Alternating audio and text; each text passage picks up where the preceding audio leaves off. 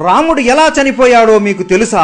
రామనవమి ఎందుకు జరుపుకుంటారో ప్రతి ఒక్కరికి తెలుసు. కానీ రాముడు ఎలా ఈ లోకాన్ని వదిలి వెళ్లిపోయాడో చాలా మందికి తెలియకపోవచ్చు. లక్ష్మణుడు ఎలా చనిపోయాడు? హనుమాన్ని మోసం చేసి రాముడు ఈ లోకాన్ని ఎందుకు వదిలిపెట్టి వెళ్లిపోయాడు? హనుమాన్ ఇప్పుడు ఎక్కడ ఉన్నాడు? ఇవన్నీ ఈ రోజు వీడియోలో తెలుసుకుందాం. ఈ వీడియో ప్రతి ఒక్క రామ భక్తుడు మరియు హనుమంతుడు భక్తుడు చూడాలి. వీడియో చివరి వరకు మిస్ అవ్వకుండా చూడండి. రాముడు రావణుడిని చంపివేశాడు. ఇక త్రేతాయుగం ముగిసే సమయం వచ్చింది. రాముడు అవతారం చాలించాల్సిన సమయం రావడంతో శివుడు బ్రహ్మదేవుడు ఇద్దరు యమధర్మరాజుని నీవు రాముడి దగ్గరికి వెళ్లాల్సిన సమయం వచ్చింది అని చెబుతారు. కానీ యమధర్మరాజు ఎంత ప్రయత్నించినా రాముడి దగ్గరికి కాదు కదా, కనీసం రాజ్యం దగ్గరికి కూడా రాలేడు. ఎందుకంటే సాక్షాత్తు ఆ మహాదేవుడి రూపం అయిన హనుమంతుడు ఎల్లప్పుడూ రాముడి పక్కనే రక్షణగా ఎవ్వరిని దగ్గరికి కూడా రానివ్వకుండా కాపలా కాసున్నాడు. ఒక రోజు రాముడికి శివుడు కలలోకి వచ్చి నీ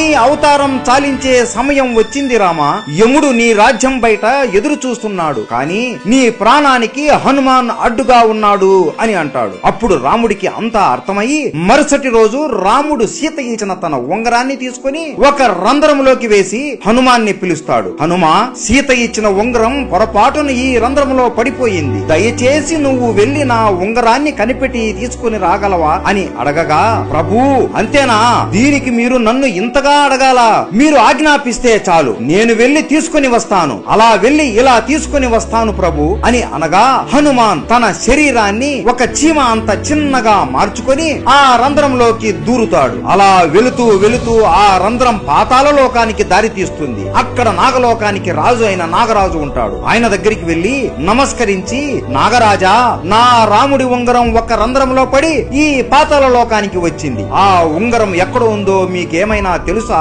అని అడగగా, ఓహో రాముడి ఉంగరమా, నాకు తెలుసు, ఇక్కడ ఉంది, నాతో రండి అని హనుమాన్ని వెంట తీసుకుని ఒక గృహలోకి తీసుకుని వెళతాడు. ఈ గృహలోనే ఆ ఉంగరాలు ఉన్నాయి అనగా, ఉంగరాలా, నాకు కావాల్సింది నా రాముడి ఉంగరమే కదా అని లోపలికి వెళ్లి చూడగా హనుమాన్ ఆశ్చర్యపోతాడు. ఆ గృహ లోపల ఒకటి కాదు, రెండు కాదు, మూడు కాదు, కొన్ని లక్షల కోట్ల బంగారు ఉంగరాలు ఉంటాయి. హనుమాన్ నవ్వుకొని, నాకు తెలియదా నా రాముడి ఉంగరం ఏదో అని వెతకడం మొదలు పెడతాడు. అయోధ్యలో హనుమంతుడు లేడు అని తెలుసుకొని ఇదే మంచి సమయం అని యముడు రాముడి దగ్గరికి వెళ్లి, రామా, నీతో ఈ రోజు ఏకాంతంగా చాలా ముఖ్యమైన విషయం మాట్లాడాలి, మనం మాట్లాడుకునే సమయంలో ఎవరైనా మధ్యలో వస్తే వారికి మరణదండన ఇవ్వాల్సిందే అని అనగా రాముడు లక్ష్మణుడిని పిలిచి, ఈ బాధ్యత నీదే లక్ష్మణ, ద్వారం దగ్గర ఉండి లోపలికి ఎట్టి పరిస్థితుల్లోనూ ఎవ్వరిని పంపించకు అని ఆజ్ఞాపిస్తాడు. సరే అన్న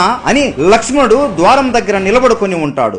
లోపల యముడు రాముడితో ఇలా అంటాడు, స్వామి, శివుడు మరియు బ్రహ్మ ఆజ్ఞ వలన నేను ఇక్కడికి వచ్చాను. మీరు ఈ రాముడి అవతారానికి ఉన్న కార్యం ముగిసింది, ఇక మీరు విష్ణు రూపంలోకి మారి వైకుంఠానికి రండి, లక్ష్మీదేవి మీ కోసం ఎదురు చూస్తూ ఉంది అని అనగా రాముడు నవ్వుతూ సరే యమా అని అంటాడు. ఆ సమయంలోనే మహాకోపిష్టి అయిన దుర్వాస మహర్షి రాముడితో మాట్లాడడానికి అక్కడికి వస్తాడు. కానీ లక్ష్మణుడు, స్వామి, ఇక్కడ రాముల వారు ఏకాంతంగా ఉండాలి అనుకుంటున్నారు, మిమ్మల్ని ఇప్పుడు లోపలికి పంపలేను అని అనగా దుర్వాస కోపంతో, నేను ఇంత దూరం నుండి రాముడితో మాట్లాడడానికి వస్తే నన్ను లోపలికి పంపకుండా అడ్డుకుంటావా?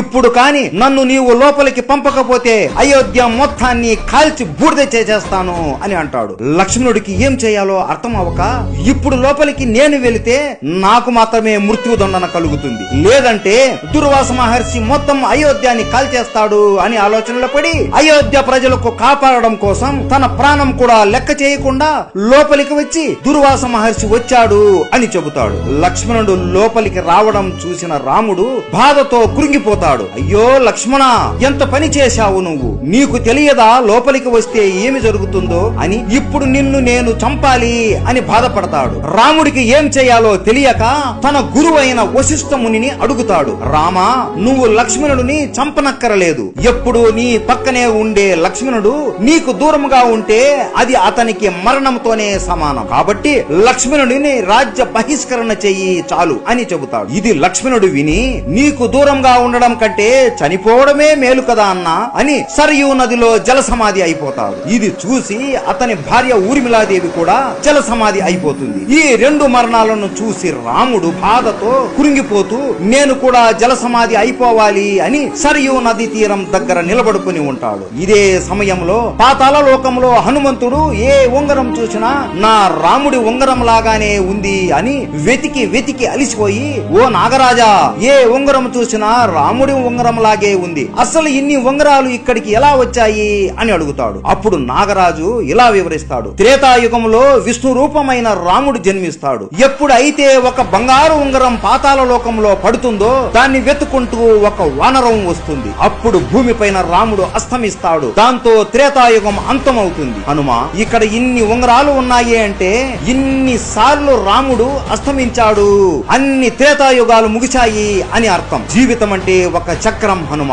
ఒక చక్రం ముగిసింది అంటే ఇంకొక చోటు ప్రారంభం అవుతుంది అని. 4 యుగాలు మళ్ళీ ముగుస్తాయి, మళ్ళీ త్రేతాయుగం మొదలవుతుంది. రాముడు మళ్ళీ పుడతాడు, నువ్వు కూడా మళ్ళీ పుడతావు, ఇద్దరు కలిసి మళ్ళీ రావణుడిని హతమారుతారు అని వాసుకి అంటాడు. హనుమంతుడు ఆశ్చర్యపోతాడు. అంతలోపు అయ్యో, నా రాముడు ఇప్పుడు మరణిస్తాడా అని చేతికి దొరికిన ఉంగరాన్ని తీసుకుని వెంటనే అయోధ్యకి చేరుకుంటాడు. అయోధ్య మొత్తం వెతికినా కూడా రాముడు ఎక్కడా కనిపించడు. అలా గాలిలో ఎగురుతూ ఎగురుతూ వెతుకుతూ ఉండగా సరయూ నదిలో రాముడు జల సమాధి అయిపోతూ కనపడతాడు. వెంటనే అతి వేగంతో కిందికి వచ్చేలోపు రాముడు హనుమాన్ని చూస్తూ నదిలోకి వెళ్లిపోతాడు. ఇదంతా చూసి హనుమాన్ బాధతో గట్టిగా రామా ప్రభు అని ఏడుస్తాడు. అయ్యో, ఇదంతా నా తప్పే, నేను బుద్ధి లేని వాడిని, 1 నిమిషంలో వస్తాను అని ఇంత సమయం వృధా చేశాను, నా వల్లనే ఈ రోజు మీరు నాకు దూరం అయిపోయారు అని బాధపడుతూ ఏడుస్తూ కురింగిపోతూ ఉంటాడు.